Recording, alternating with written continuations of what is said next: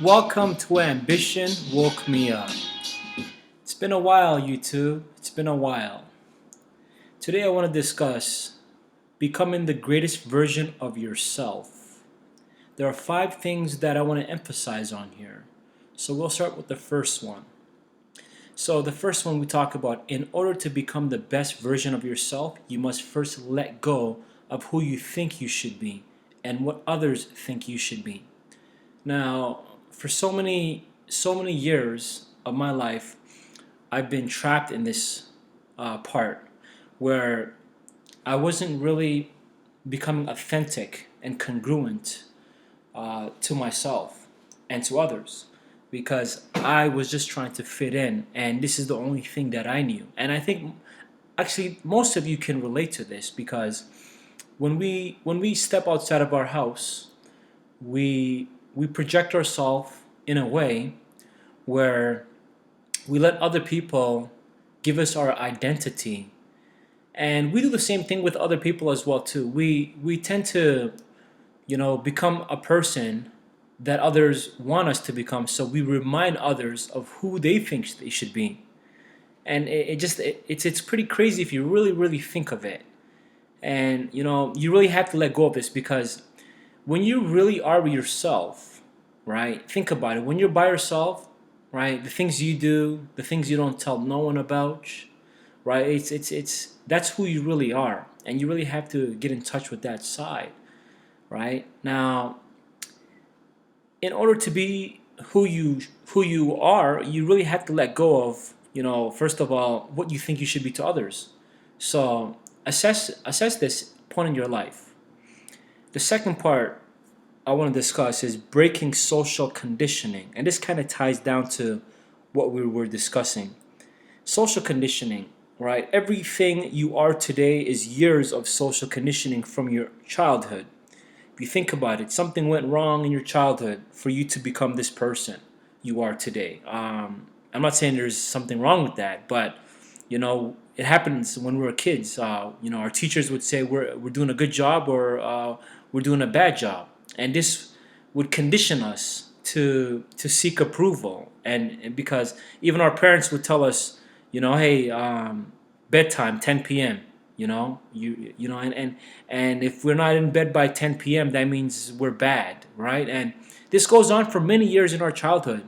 And if you really think about it, as an adult, when people say, rude things about you, you tend to, you feel like a child again, as in, you want to seek approval, or you want to be liked. And when people don't like you, you start to, get back that little childhood mentality that you had from many years ago, right? So this really causes a big thing in your life because you let others limit you from becoming the greatest version of yourself because you're so concerned about what others think about you. And you really have to break the social conditioning, and it starts with really just killing the little child inside. I don't know how to say it in a better way, but I think I'm very blunt with that.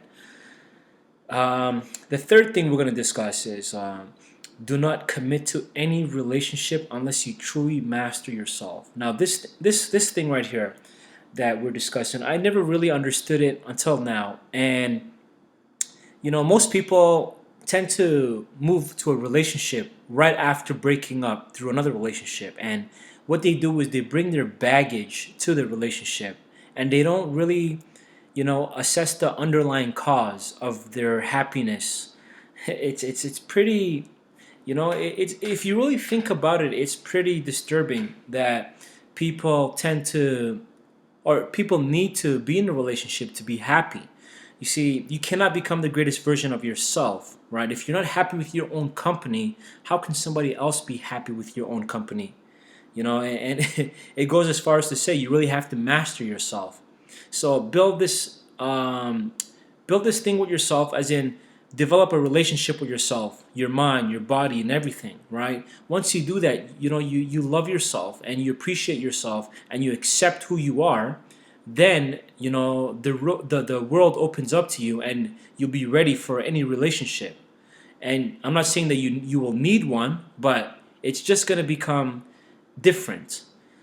The fourth thing that I want to discuss is, again, this ties down to really knowing who you are in becoming the greatest version of yourself. So only when we know who we are can we know freedom. Most of us are living in a prison mindset. We have this enemy in between our ears. We're so, like, we self-doubt ourselves all the time. And we really have to understand that in order to be free, you have to accept, you know, the person you are today. And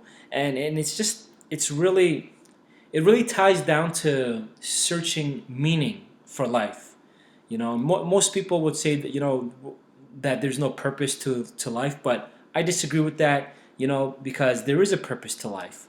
You just have to search your meaning. I think every single person's mission in life is to find freedom, and that's the one thing we're after. I don't know about you, but I'm tired of trading my time for money.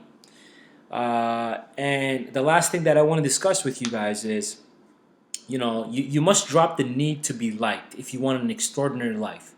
Most of us are always seeking this approval and looking to be liked, right? But by actually doing this, we're becoming invisible to the world. We're not standing out. Instead, what we should be doing is standing out in all of our glory, and we shouldn't let fear turn against our playful heart, because most of us, we're just like, we're in this world thinking about, oh, maybe if I wear this they will like me, maybe if I do this they will like me. But you really cannot live an extraordinary world, and you're tied down to what other people's opinions are of you.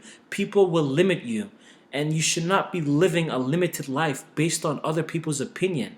You really have to assess this part of your life and really let go.